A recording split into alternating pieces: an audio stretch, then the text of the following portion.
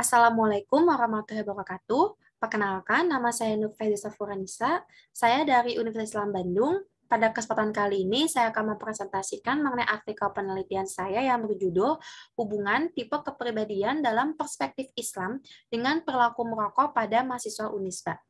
Yang pertama, itu pendahuluannya, yaitu perilaku merokok menjadi salah satu fenomena yang seringkali kita temui dalam kehidupan sehari-hari.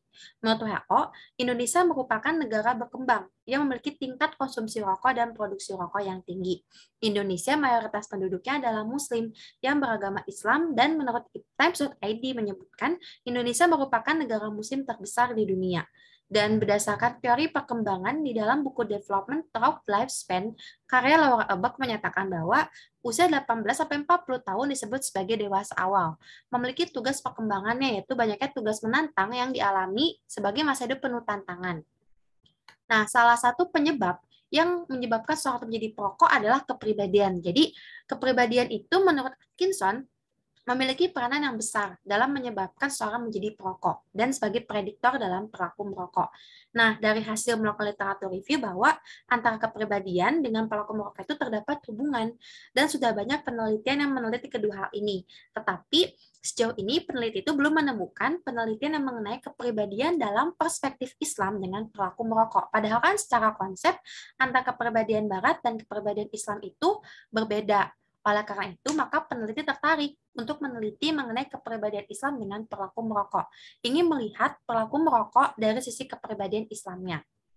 Nah, mengkaitkan antara kepribadian dalam perspektif Islam dengan perilaku merokok itu, yang dihususkannya ini adalah pada konteks mahasiswa Islam, karena di dalam perkembangan kognitif mahasiswa itu, berada di pemikiran formal dengan memikir lebih luas, abstrak, dan mampu membedakan baik dan buruk yang dilandaskan dengan bersumber dari Al-Quran dan hadis. Sehingga seharusnya dalam hal berperilaku atau bertindak, segala sesuatu itu harus mempergunakan kolbu, akal, dan nafsu dengan sebaik-baiknya. Dan berdasarkan dari beberapa artikel jurnal itu menyebutkan bahwa pada masa Islam, mereka yang merokok, mereka itu mengetahui mengenai bahwa hukum dari perilaku merokok itu sendiri itu ada yang makruh, ada yang haram. Nah, untuk identifikasi masalah, di sini apakah terdapat hubungan antara tipe kepribadian Islam dengan perilaku merokok pada masa Unisba? Yang kedua, bagaimana tipe kepribadian Islam pada masa Unisba yang merokok? Dan yang ketiga, bagaimana perilaku merokok pada masa Unisba? Untuk tujuan penelitian itu sendiri, yang pertama, mengetahui apakah terdapat hubungan antara tipe kepribadian dengan perspektif Islam dengan perilaku merokok pada masa Unisba. Yang kedua, mengetahui gambaran tipe kepribadian dalam perspektif Islam pada masa Unisba yang merokok. Dan yang ketiga, mengetahui gambaran perilaku merokok pada masa Unisba. Nah, untuk tinjauan teorinya, di sini kepribadian dalam perspektif Islam itu diartikan sebagai akhlak yang dengan lebih dekat pada istilah saksiyah. Jadi saksiyah itu berasal dari kata syaksun yang artinya pribadi. Nah, yang dimana kepribadian dalam perspektif Islam ini merupakan kepribadian yang terintegrasi sistem akal, nafsu, dan kolbu manusia yang memunculkan adanya tingkah laku. Jadi, masing-masing akal, nafsu, dan kolbu ini memiliki andil dalam pembentukan kepribadian karena saling berinteraksi satu sama lain dan tidak dapat dipisahkan. Walaupun salah satu itu terdapat ada yang lebih dominan atau yang lebih mendominasi. Nah, selanjutnya untuk metode penelitian itu sendiri, di sini menggunakan metode pendekatan kuantitatif, ada dua jenis, yaitu ada desain penelitian korelasional dan deskriptif kuantitatif. Untuk populasi itu sendiri, mahasiswa Unisba yang merokok dengan sampelnya itu berjumlah 115 mahasiswa dari mahasiswa aktif Unisba tahun ajaran 2020-2021 dan teknik samplingnya itu bentuk non-probability sampling dengan teknik sampling purposive.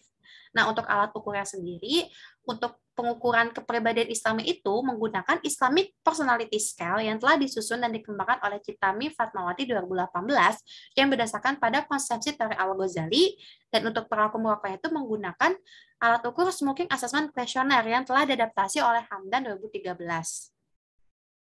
Selanjutnya untuk hasil dan pembahasannya bisa dilihat di tabel bahwa di sini dijelaskan tercatat bahwa nilai correlation coefficient atau R itu sebesar 0,071 dengan nilai signifikannya 2 itu sebesar 0,4,9 yang dimana itu lebih besar pada 0,05.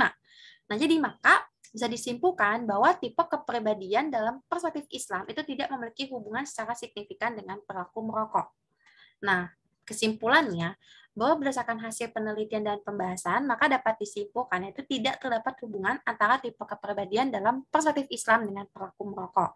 Bisa dilihat bahwa ada responden yang dengan tipe kepribadian Islam mutmainah tapi merokok dan kategorinya sedang. Dengan gambaran tipe kepribadian Islam pada masa Uni Soviet merokok adalah didominasi dengan tipe kepribadian Islam kepribadian amarah. Nah, mungkin cukup sekian presentasi yang bisa saya sampaikan. Kurang lebihnya mohon maaf. Wassalamualaikum warahmatullahi wabarakatuh.